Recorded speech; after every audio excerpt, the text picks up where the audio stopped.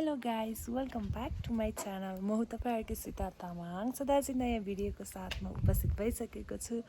त्यही आज चाहिँ अब न्यू इयर हो। Happy new year to all my YouTube family. त्यही भएर हामी चाहिँ यहाँ धाप ड्याम घुम्न आएको छौँ है त साथीहरू। हामी चाहिँ यहाँ एकछिन खाजा खानालाई बसेको छौँ। यहाँ चाहिँ के हो अरे मुर्खर्कमा एकछिन खाजा खानालाई बसेको छौँ है त साथीहरू। म तपाईँहरूलाई पछाडिको दृश्य देखाउने छु। यो चाहिँ मुर्खर्क है साथीहरू।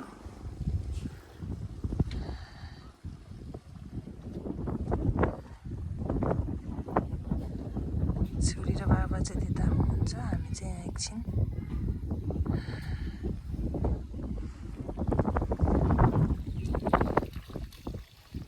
प्लान पनि रहेछ हेर्नु त साथीहरू। हामी चाहिँ यहाँ एकछिन होटेल प्रवेशमा खाजा खानको लागि बसेको छौँ। प्लानहरू हामी चाहिँ अहिले धाप ड्याम आइपुग्यो बल्ल बल्ल। यहाँ चाहिँ यसो छ, पछाडि चाहिँ हेर्न सक्नुहुन्छ।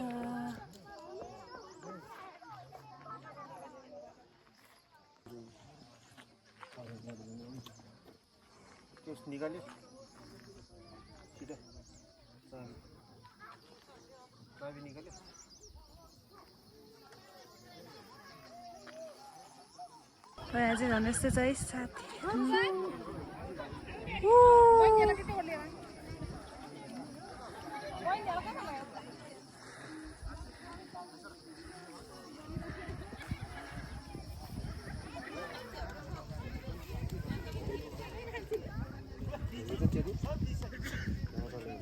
मैले छ र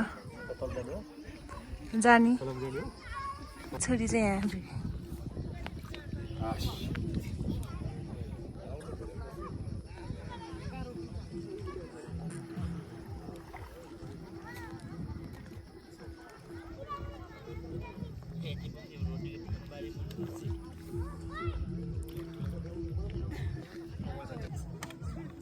छोरी छोरी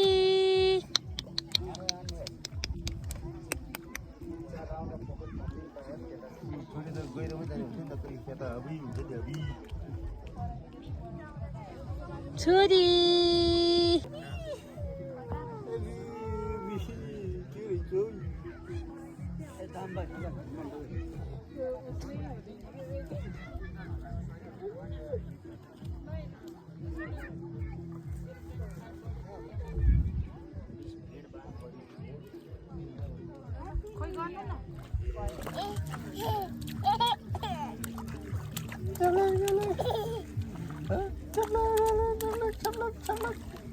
छोरी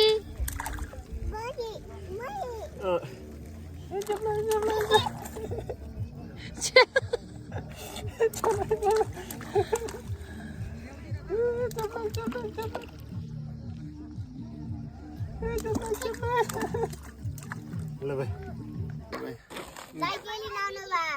निशाना के रे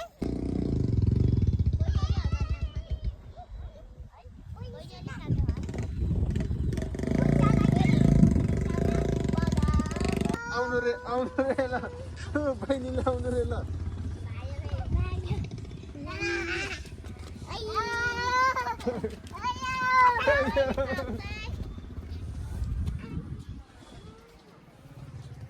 यहाँ तल चाहिँ चिया बगान रहेछ। यहाँ चाहिँ चिया बगान रहेछ साथीहरू। दामी छ ठाउँ चाहिँ। हामी चाहिँ एकछिन यहाँ खाना खान बसेको। हामी चाहिँ यहाँ खाजा खाएर निस्किन लागेका छौँ। यहाँ चाहिँ धेरै रिसोर्टहरू छैन रहेछ डिकुन्जामा भएको भएर हामी चाहिँ यहाँ खाजा खाएर निस्किँदैछौँ है त साथीहरू। पछाडि धाप के अरे यो कटेज, धाप कटेजमा आएको। तपाईँहरू पनि यहाँ आउन सक्नुहुन्छ। यो धाप कटेज चाहिँ यहाँबाट चाहिँ भोटे चौर चिया बगानहरू मजाले देखिन्छ। चाहिन्छ यो छ है दामी।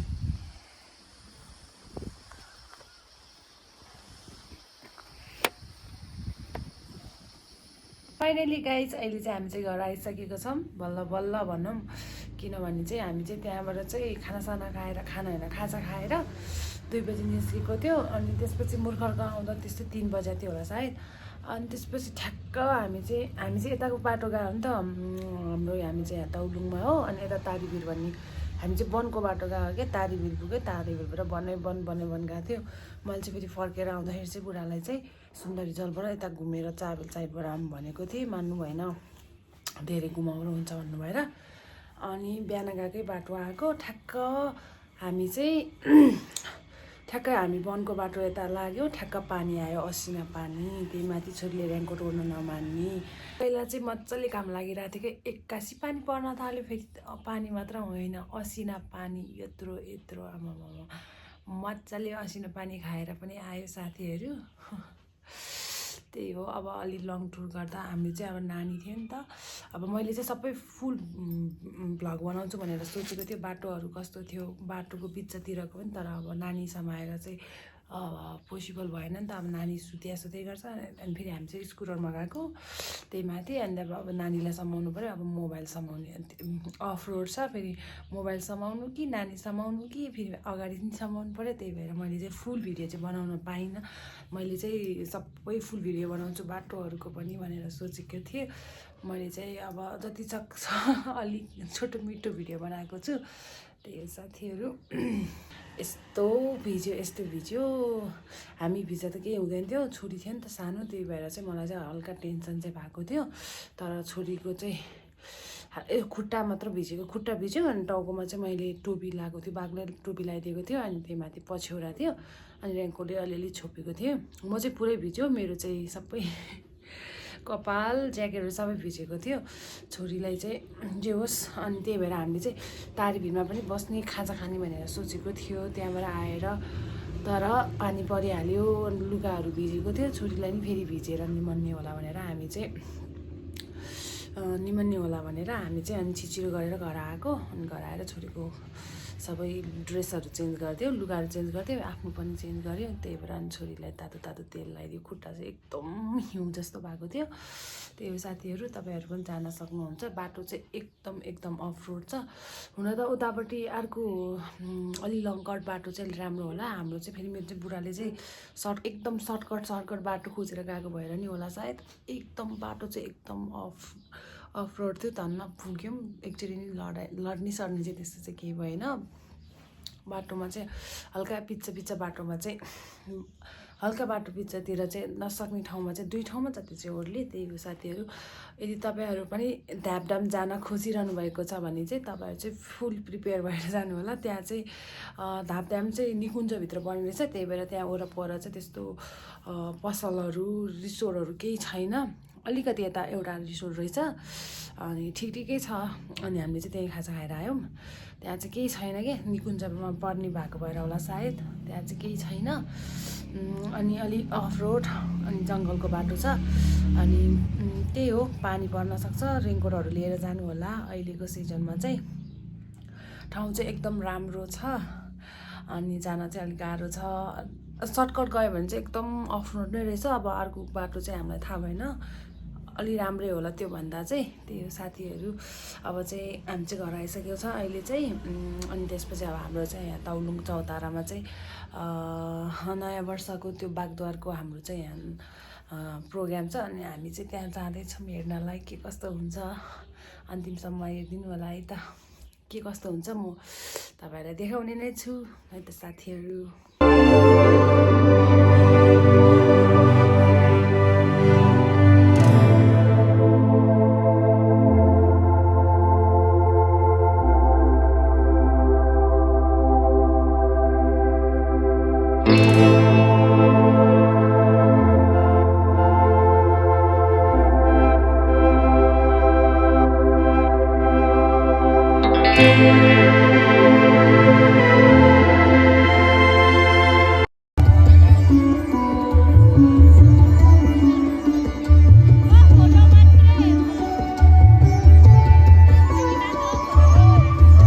धन्यवाद।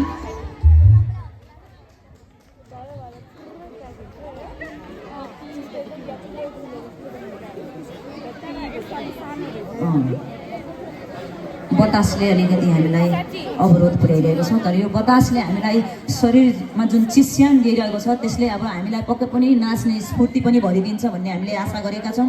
र अब हामी एउटा मन्तव्य लिनेछौँ। त्यसअघि म हाम्रो नाच्नु पर्यो शरीर तताउनको लागि होइन र।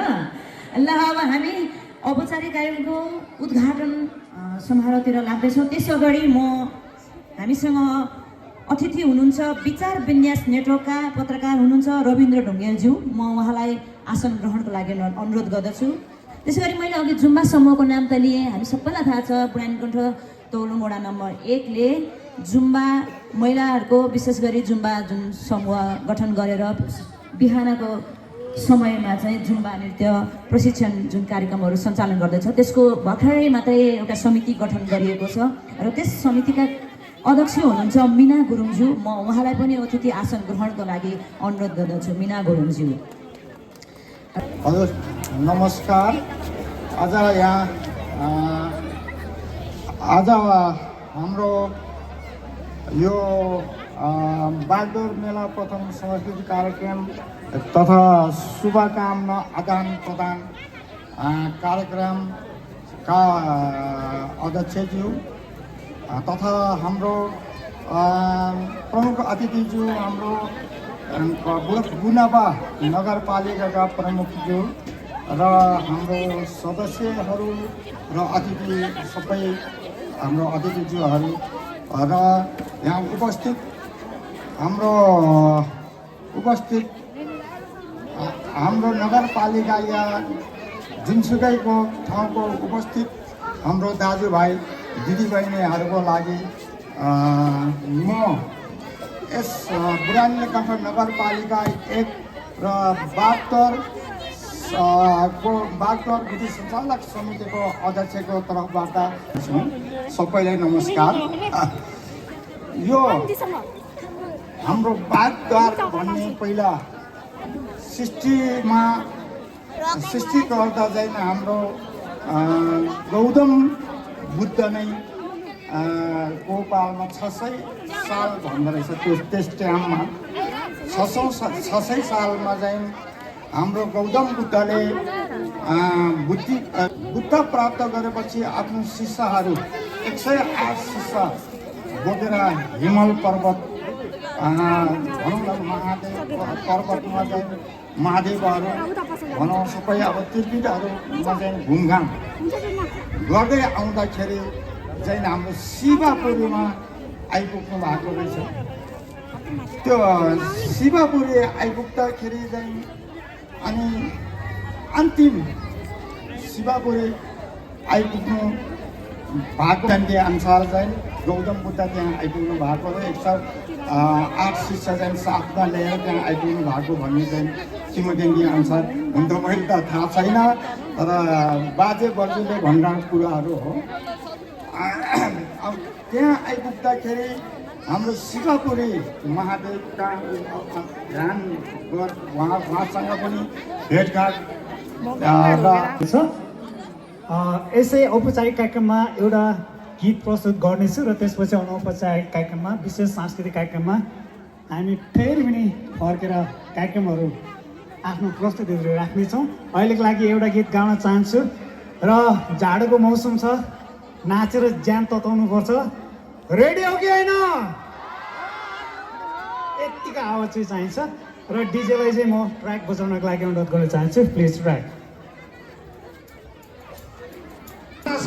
यो वडा नम्बर 1 मा यो प्रथम सांस्कृतिक भयो भने हामीले यसलाई निरन्तरता दिनेछौँ। आगामी दिनमा पनि यसलाई प्राथमिकता दिएर निरन्तर यो चाहिँ सांस्कृतिक कार्यक्रम आयोजना हुनेछ भन्ने मैले यहाँहरूलाई जानकारी पनि गराउन चाहन्छु। विगतमा हामीले चाहिँ लोसार कार्यक्रमहरू सञ्चालन भइरहेको थियो, त्यो समयमा यसपालि लोसार कार्यक्रम भएन र यही सन्दर्भमा हाम्रो चाहिँ सांस्कृतिक कार्यक्रम पनि जगेर्ना गर्ने, सांस्कृतिक कार्यक्रम पनि आयोजना गर्ने, बागडोरको सम्पदालाई पनि प्रचार प्रसार गर्ने, जगेर्ना गर्ने हिसाबले हामीले यो कार्यक्रम आयोजना गरेको हो। त्यसकारणले यहाँहरू यो कार्यक्रमलाई सफल बनाउनका लागि तपाईँहरूलाई जुन भव्य र सभ्य बनाउन उपस्थित भइदिनु भयो, म यहाँहरूलाई हार्दिक धन्यवाद पनि दिन चाहन्छु। र र हामी औपचारिक कार्यक्रमलाई यो समापन गर्न चाहिरहेको छौँ र यसमा हामी हाम्रो 5 जना राष्ट्रिय कलाकारहरू हुनुहुन्छ र त्यस पछाडि हाम्रो स्थानीय कलाकारहरूले यो रङ्गमञ्चलाई तताउनेछ। धैर्य धारण गरेर बसिदिनु होला भन्ने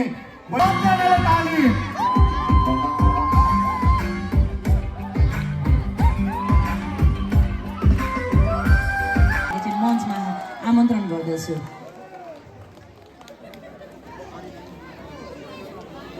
रविन्द्र ढुङ्गेलज्यू।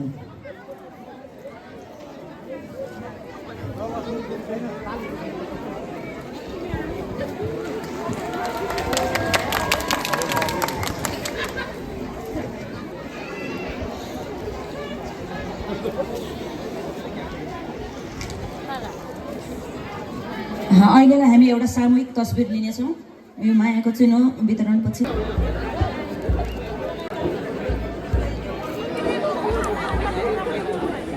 जुआले नाना जम्बन्धन लासो फ्याफुल्ला नमस्ते तारेमाम। हामी बुढालिर कण्ठ नगरपालिकाकै